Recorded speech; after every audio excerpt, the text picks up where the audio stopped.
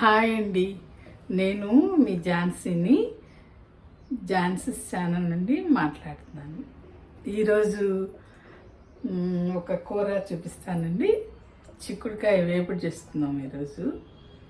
అయితే చిక్కుడుకాయ వేపుడికి ఏం చేయాలి అంటే, చిక్కుడుకాయలు ఇప్పుడు కొంచెం రావడం తగ్గిందిలేండి.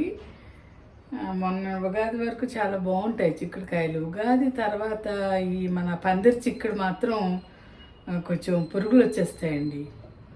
ఇప్పుడు ఇంకా కొంచెం కొనుక్కోవడం తగ్గించాల్సిందే. నేను తెచ్చిన కాయలు దాదాపు అన్ని కాయలు పురుగులతో పోయినాయి అన్నమాట. మళ్ళీ కొన్నాళ్ళకి చెట్టు చిక్కుడు అని వస్తుందండి, అప్పుడు కొనుక్కోవచ్చు. ఇప్పుడు ఇంకా పందిరి చిక్కుడు మాత్రం తగ్గిపోతుంది, అన్ని పురుగులే. అయితే వాటిల్లో మంచివి తీసి ఇప్పుడు వేపుడు చేస్తున్నాను అనమాట. అయితే ఇవి చిక్కుడుకాయలు ఒలుచుకునేటప్పుడు కూడా జాగ్రత్తగా ఒలుచుకోవాలండి. ఈ మొత్తం ఓపెన్ చేయాలన్నమాట. ఇలా అనేసి ఇలా తీసి మళ్ళీ ఇటువైపు నుంచి ఇలా తీసి మొత్తం ఇలా ఓపెన్ చేసి చూసుకోవాలి.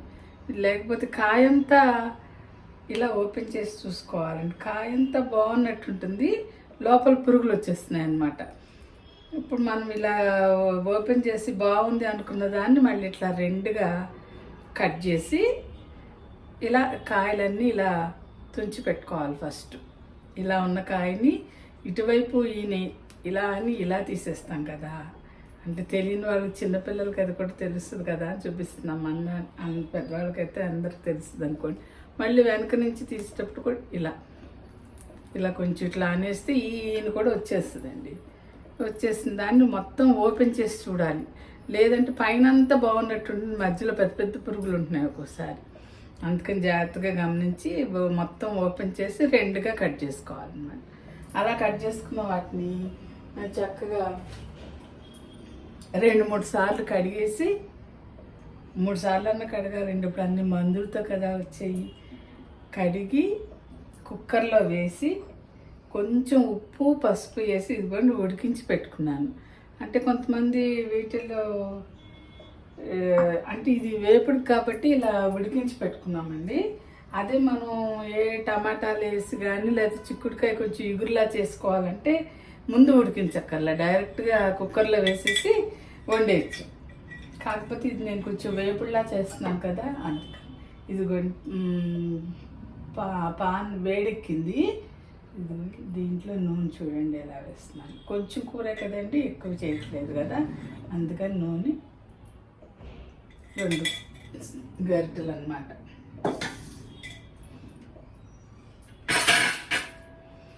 వేస్తాను.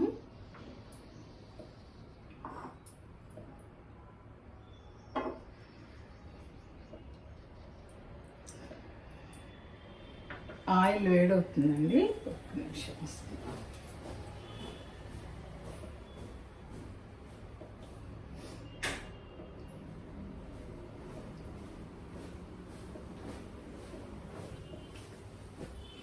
అయితే దీంట్లోకి వేసుకోవాల్సిన తాలింపు దినుసులు ఏమేమి, వేపుడికి ఇంకా ఆవాలు మినపప్పులు అలాంటివి వేసుకోకపోయినా పర్వాలేదండి.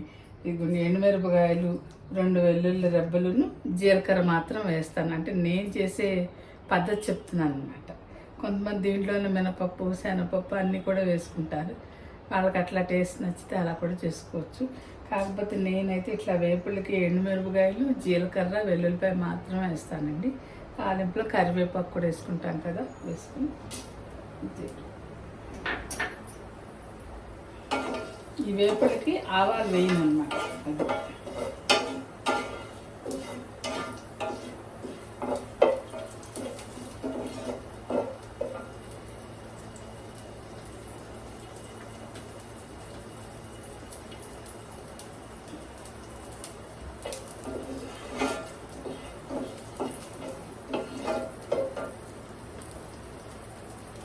దీంట్లోనే కొంచెం కరివేపాకండి.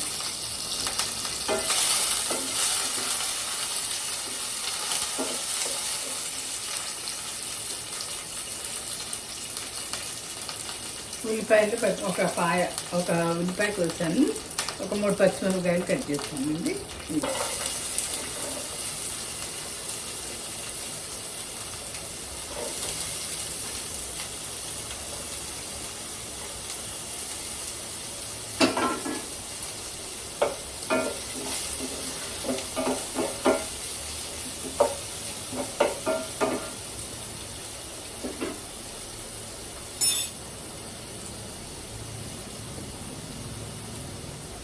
అయితే ఈ చిక్కుడుకాయలు ఉడికించేటప్పుడే కొంచెం ఉప్పు పసుపు వేసానండి. మిగిలిన ఉప్పు మనకి టేస్ట్ తగ్గట్టుగా కొంచెం మళ్ళీ వేస్తున్నాను అనమాట. మళ్ళీ ఎక్కువైతే బాగుండదు కదా, చూసుకోవాలి.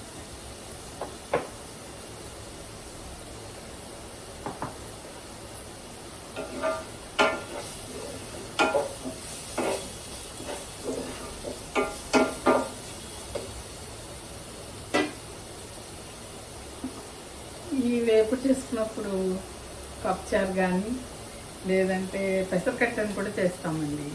పెసరకట్ట అంటే ఉట్టి పెసరపప్పు ఉడికించిన నీళ్ళు కాదు. చాలామంది కట్టు అనగానే పప్పు ఉడికించిన నీళ్ళతో చేస్తారనుకుంటారు, కానీ అలా కాదండి. పెసరపప్పు ఉడికించేసేసి దాంతో కొంచెం పలుచగా చారులాగా అనమాట, టమాటాలు వేసి చేసుకుంటాం.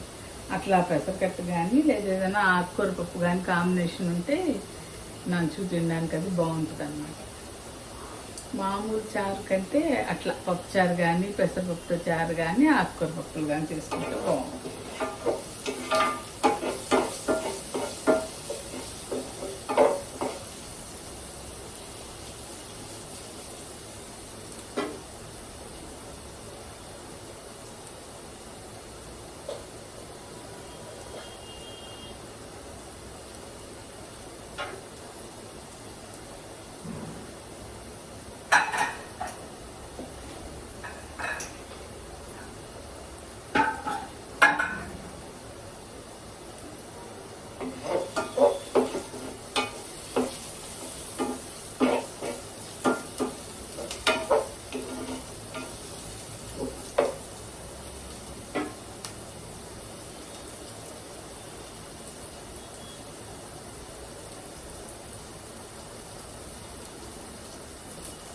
ఇది చిక్కుడుకాయ ఉడికించి ఉంచాను కాబట్టి ఉల్లిపాయ కూడా బాగానే వేయిపోవాలండి ముందే.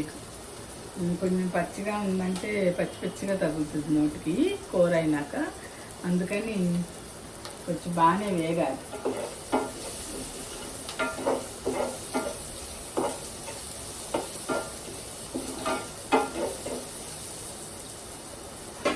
చిక్కుడుకాయలు ఉడికించేటప్పుడు ఎక్కువ నీళ్ళు పోసేయకూడదండి.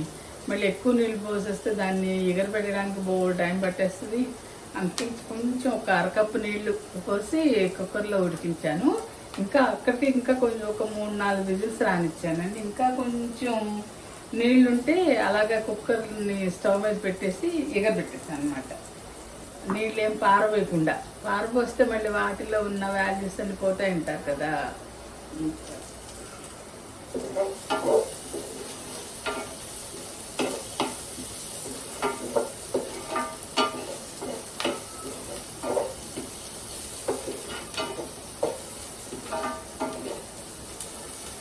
ఇది అందరికీ మామూలుగా తెలిసిన వంటకాలు అనుకోండి, కానీ కొత్తగా వచ్చిన పిల్లలకి, చిన్నపిల్లలకి ఇలాంటి వీడియోస్ చూస్తే బాగానే చేసుకుంటారు.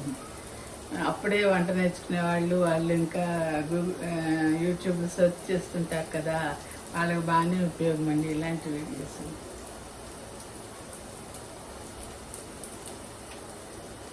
ఉల్లిపాయ వేగిందండి. మన టేస్ట్ తగ్గట్టుగా కారం వేసేసుకోవాలన్నమాట. నేను 1 స్పూన్ వేస్తున్నాను, ఇంకా కొంచెం వేసాను, ఎందుకంటే తక్కువే ఉన్నాయి కదా, కొన్ని పురుగులతో పోయింది కాయలు.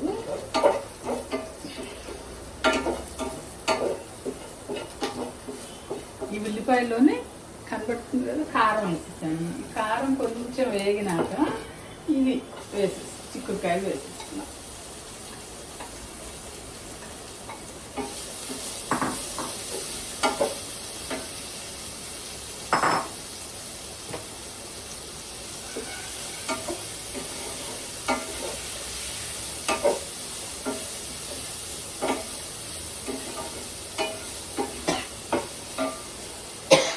కారం వేయగానే కొంచెం దగ్గు వచ్చేస్తుంది నాకు.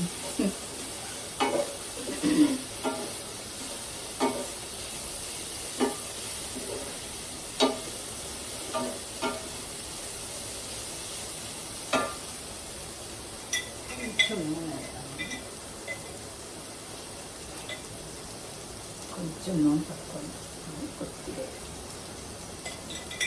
వేపుడు కదా, ఈ టైంలో వేసినా పర్వాలేదు, ఏం రాస్తుంది రాలేదు.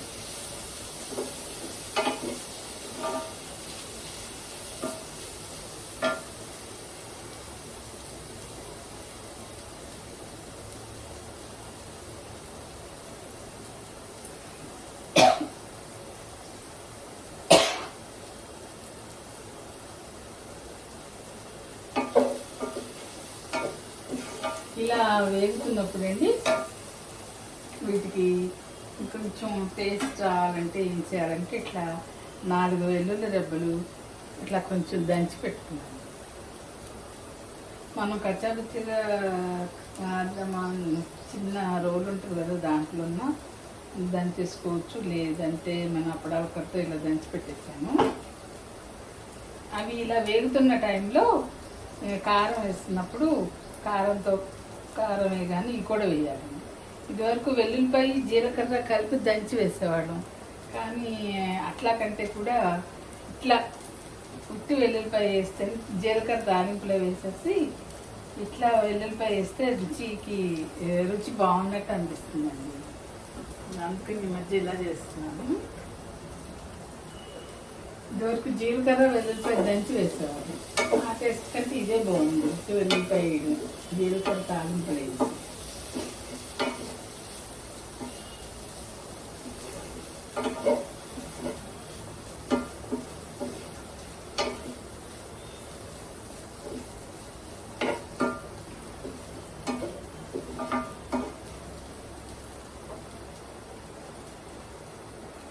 ఇంకా కొంచెం 2-3 నిమిషాలు వేగనివ్వాలండి. ఆ వెల్లుల్లిపాయ కూడా దానికి ఆ వాసన పట్టేసి, అంటే వెల్లుల్లిపాయ నచ్చిన వాళ్ళు స్కిప్ చేసినా పర్వాలేదు, కొంచెం అట్లా ఘాటుగా వెల్లుల్లిపాయ వాసన నచ్చేవాళ్ళు ఇలా వేసుకోవాలన్నమాట.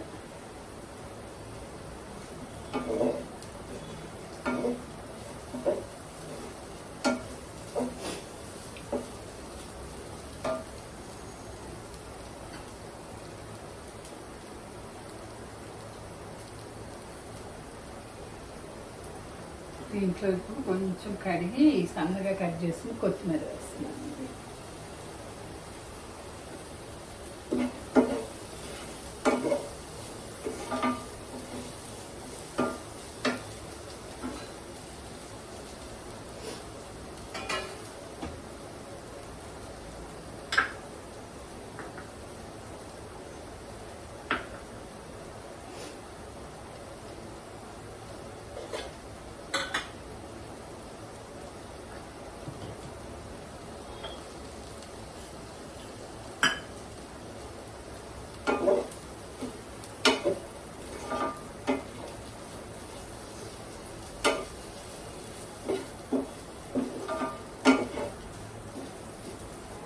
ఈ టైంలో కొంచెం మనం ఉప్పు సరిపోయిందో లేదో కూడా చూసుకొని, లేదు కొంచెం తగ్గింది అనుకుంటే కాస్త ఉప్పు వేసేసుకోవచ్చండి.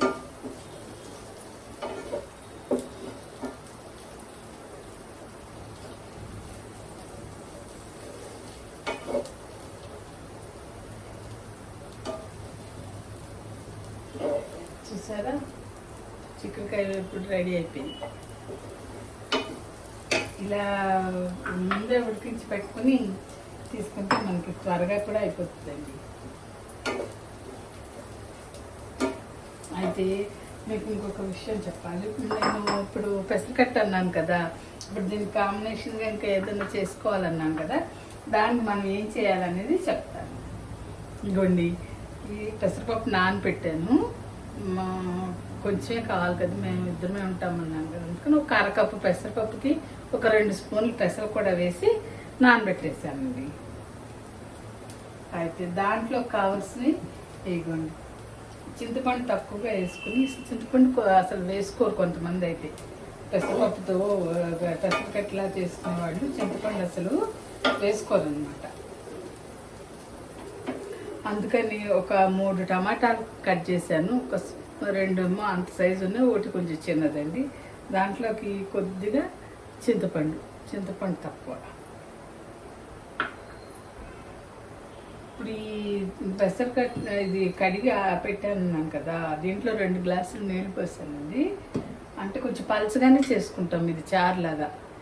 దాంట్లో ఇప్పుడు ఈ ఉల్లిపాయలు, ఈ టమాటాలు వేసేసాను కదా,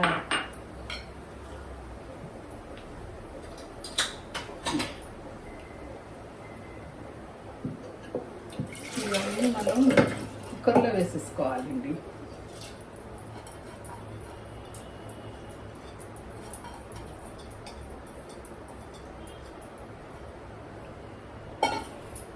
ఒక ఉల్లిపాయ కట్ చేసి పెట్టుకున్నానండి.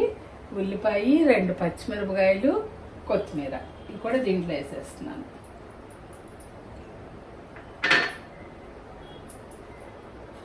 కాస్త కరివేపాకు కూడా వేసేసుకుని మనం ఇంకేం వేస్తాము, ఉప్పు, పసుపు, కారం మామూలే కదా. ఒక స్పూన్ ఉప్పు వేసానండి.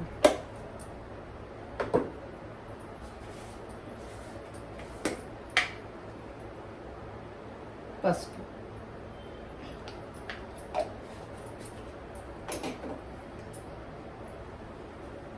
కారం నేను ఒక స్పూన్ వేస్తాను. కొంచెం తక్కువ తినేవాళ్ళు తక్కువ కూడా వేసుకోవచ్చు.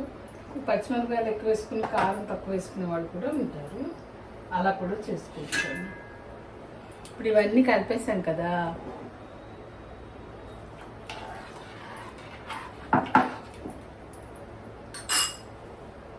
వీటిని చక్కగా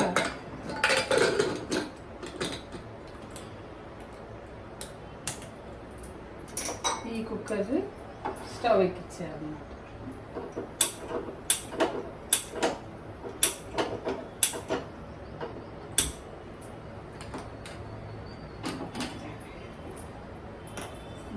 ఒక 2 విజిల్స్ వస్తే చాలండి, అయిపోతుంది. నానబెట్టి ఉంచాను కదా, పెసరపప్పు తొందరగా ఉడికిపోతుంది. నీళ్ళు కావాల్సిన నీళ్ళు మొత్తం ఎక్కువ పోసేసుకోకూడదండి. ఫస్టే కొంచెం పొంగినట్టు అవుతుంది. అందుకని కొంచెం, అంటే నేనైతే 2 గ్లాసులు పోసాను. ఒక్క విజిల్ రాగానే ఆపేస్తానండి.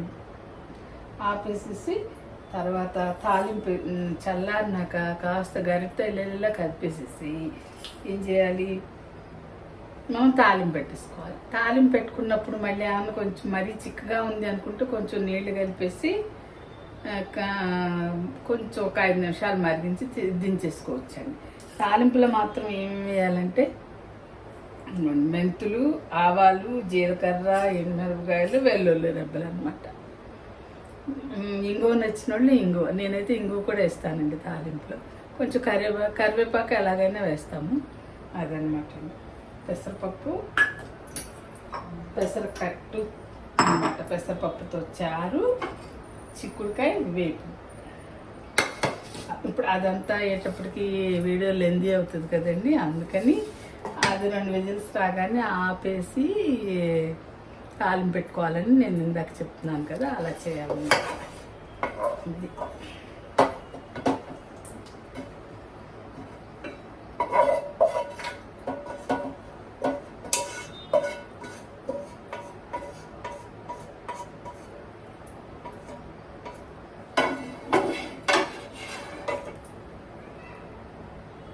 ఇదండి మన చిక్కుడుకాయ వేపుడు.